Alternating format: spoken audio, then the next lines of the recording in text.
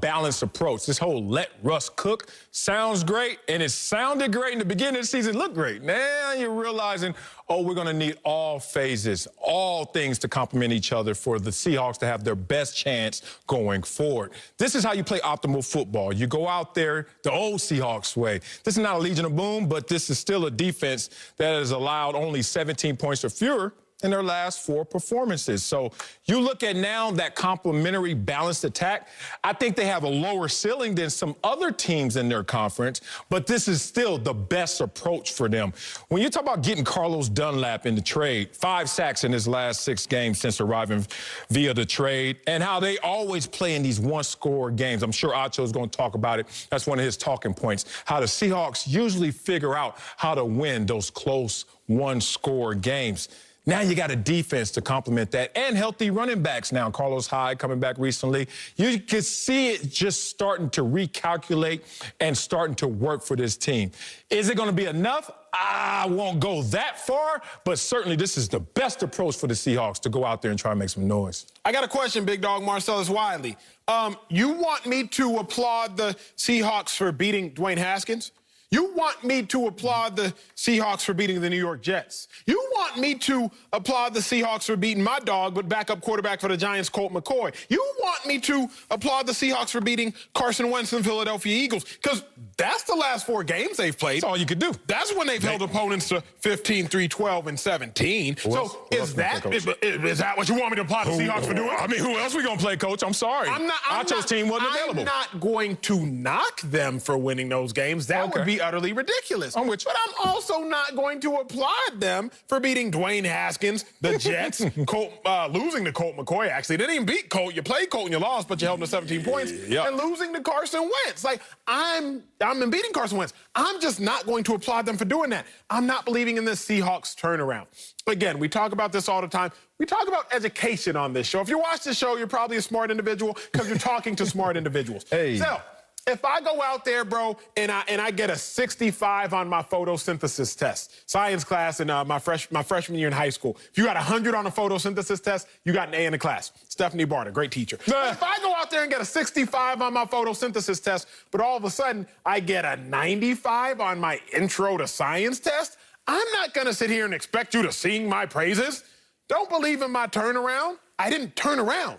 It's just an easier test. Like, that's what it is. The Seahawks, I'm not going to say that they turned around. So they beat Dwayne Haskins. The same Dwayne Haskins who we going to get into it, but I'm not sure how focused he was. Don't do that. They beat the New York Jets. The same New York Jets who we've questioned if they were throwing games this season. They lost to the Giants at home playing a backup quarterback who hadn't won a game since 2014. And then they beat the lowly Carson Wentz at the lowest point of the lowest season in his career. So I'm sorry. I'm not going to knock the Seahawks for winning. That would be dumb. That would be ludicrous. Lowly Carson Wentz. I'm not going to believe in a Seahawks turnaround for acing easy tests. Wow. Well, I believe in the turnaround, and it's not just about the test that you take. It's literally about how you take the test, meaning how do you prepare? How do you study? And so what I've seen with the Seattle Seahawks is they're taking the test differently. They're approaching each test differently. They're not so much concerned with what the test consists of. They're concerned with how they approach the test. And that's what's been most impressive when you talk about not allowing Russ to cook. And this is what makes teams scary. When we saw him cook at the beginning of the season, we're like, oh, my goodness, this guy is putting the team on his back. He's cooking out of control. And then it started to falter. Coaching, they identify it. They switch it up. Oh, we got to take that. We got to think about how we're going to take this test now, how we're going to approach these games now, because what we used to do, how we used to approach it, it's not working for us any longer. Now you add defense into the equation and you're approaching the test differently. You're scary because we know what you could do when you just wing it and you allow your quarterback to just cook. You can still make things happen. You can still be scary, but now you're not even doing that, and you play close games, and you got one of the best quarterbacks when it comes to fourth quarter comebacks and winning the game on the last drive. That's a scary team. That's a G, team that understands. I feel you, and I love that. That was a bar. Now, me and Marcellus looked at each other and said, yo, that was a bar. You said, it's not the test you take, it's how you take the... That was a bar. My dog came prepared for the show today. His educational level matches his looks. That was a bar. But I'm going to push back, G, because we all took the... G, did you take the SAT or the ACT? ACT. ACT. Sal, SAT or ACT? SAT. Facts. I took the SAT myself. Now, we have to be honest. There was a difference when we were taking that practice test because of the lack of pressure involved when you're sitting in that room taking a practice test and when you were sitting there realizing like, yo, man, if I don't get these answers right, I ain't gonna get into Columbia. Man, if I don't get these answers right, your boy might not get into... Like, there's a difference, fellas, when you're taking a test with significantly lower pressure and how you perform than when you're taking a test with a lot more pressure. True. All I'm saying is this. When you play the New York Jets, of course Russell Wilson can give you 4 touchdown passes. Like, there ain't no pressure. When you play in Washington, who's starting Dwayne Haskins, of course I would assume that defense can dominate. There ain't no pressure. But when you play the Rams, and you know you got a lot of pressure win that division, don't look the same. When you play the Bills, it's a playoff team, Josh Allen looking like a top 5 quarterback, that's a little different. Just like there was a difference when y'all took the SAT and the ACT when it mattered versus when you were sitting at home taking a little practice test with your mom and dad timing you.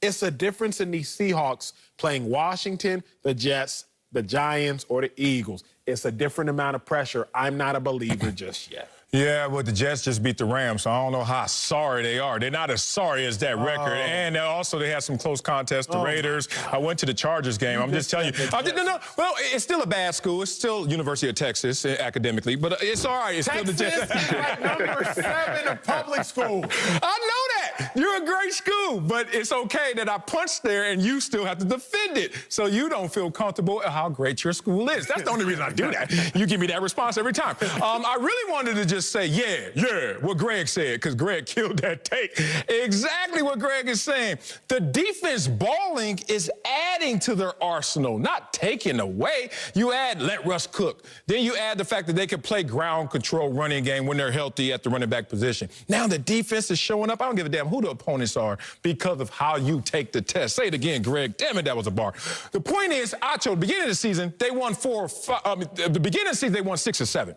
And we were sitting there singing their praises. And now they won 4 of 5. And I know we can get deeper into who they're playing in the beginning of the season and right now. But the point is they're forming their own Voltron. All these different components that can add up, aggregate to a team that's going to be very interesting to deal with going forward because they can approach you and they can attack you in so many different ways. With a quarterback that capable, with a running game, with a defense that is now playing up to standard, look out for Seattle. We'll see.